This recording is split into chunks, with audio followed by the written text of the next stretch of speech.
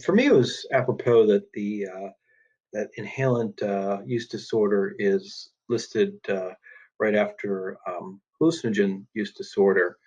Uh, for me, and again, this is not necessarily from the book, just from my own experience, the phenomenon of kind of severe behavioral reactions uh, from even just a single use are really profound, and and the impact in terms of their cognition and behavior seems to be, or at least in my experience, pretty profound even after a short duration of use and and even one use, like hallucinogens. When I was doing acute care work, um, definitely some of the most extreme and level of destructiveness of behavior among the highest in inhalant use. So very powerful, very quickly addicting, and really just a very profound effect on the person. Uh, just the idea of functioning, like we talk about, the concept of a functional alcoholic. It just doesn't seem to be any possibility to function at all, even when even in the very beginning of using inhalants. So those are just some of my own impressions, and so as a kind of preamble before we get into the criteria.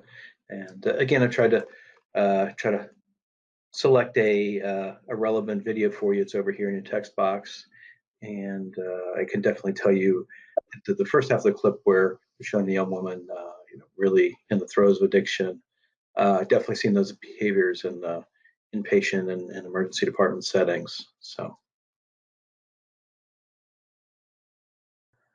in the next few slides, you'll see that the both the specifiers as well as the primary criteria for inhalant use disorder are almost identical to that of hallucinogen use disorder. And you'll see the missing that there are 10 uh, criteria in our primary criteria, with the 11th of withdrawal being missing, as it is, or omitted, better word, um, just like in the hallucinogen use disorder. And you'll see the specifiers of this.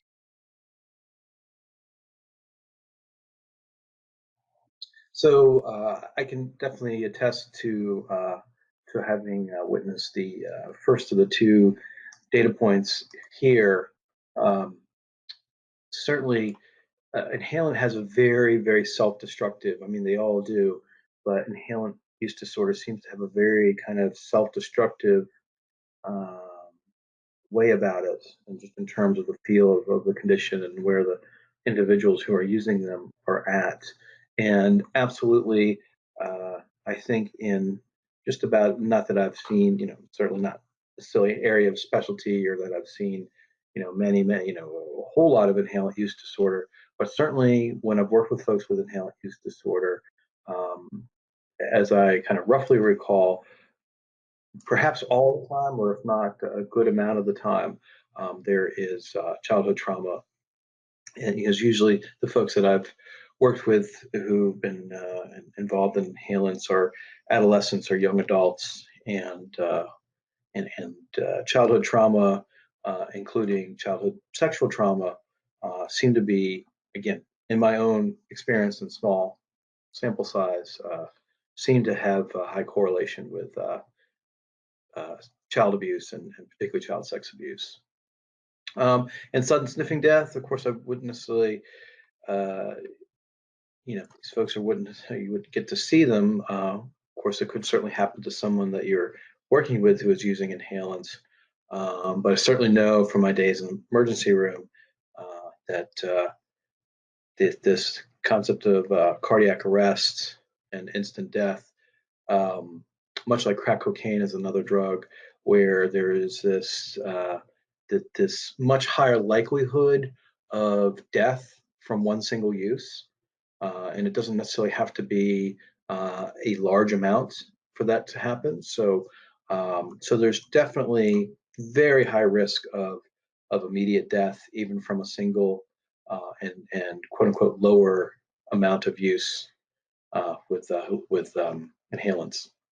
Okay, and here you'll see in the inhalant intoxication criteria, you'll see some of the very similar behaviors that are listed under the hallucinogens, and certainly you can see them in the video a couple slides back. That's definitely pretty consistent with my own experience. This can be a very useful list. One of the things that makes inhalant use disorder so insidious is that the substances that are used in inhalant abuse are everywhere and just and really in every single household, and they're appropriate to have in every single household. In fact, it would be hard to maintain a household with no products that would have that would involve inhalant, the ability to use and abuse as an inhalant. So for families, it can be really quite a struggle when they have a adolescent or young adult, or sadly sometimes even a child that is can be pretty easy to sneak inhalants around. So this list is even more important because there are times, and I've definitely had this experience where you're trying to help the family identify, despite the individual's denial, um, help them identify if this is actually happening. So this is a really handy list to have, both for yourself when you're evaluating someone in session, as well as a list for a family of things to kind of observable things to look out for.